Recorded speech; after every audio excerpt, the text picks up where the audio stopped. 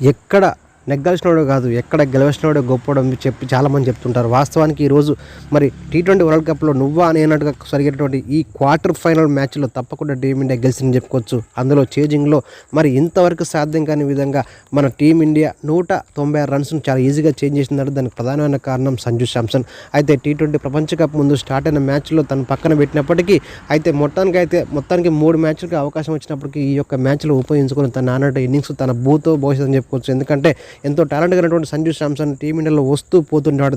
అయితే ఈ రోజన్న ఇన్నింగ్స్ మాత్రం తన కెరీర్‌లోనే ఉన్నది బెస్ట్‌గా చెప్పుకోవచ్చు. 97 రన్స్ కొట్టి 50 బంతుల్లో 12 ఫోర్లతోటి 4 సిక్స్‌ల సాయంతో అద్భుతంగా అయినటువంటి సంజు శాంసన్ చివరి వరకు కూడా క్రీజ్‌లో ఉండి ఎక్కడ కూడా చిన్న అవకాశం ఇవ్వకుండా టీమిండియా గెలిచిన తీరులో చూస్తే అయితే అద్భుతం చెప్పుకోవచ్చు. ఎందుకంటే స్టార్టింగ్‌లో ఈశాన్ కిషన్, అభిషేక్ శర్మ, సూర్యకుమార్ వికెట్లు పడినా కూడా తన ఆత్మవిశ్వాసంతో అద్భుతంగా ఆడి టీమిండియా సెమీస్‌లో అడుగుపెట్టడంలో కీలక పాత్ర పోషించి చెప్పుకోవచ్చు. ఏదేమైనా ఈ రోజు తన ఆడిన ఇన్నింగ్స్ తన కెరీర్‌లో ఉన్నది బెస్ట్‌గా చెప్పుకోవచ్చు.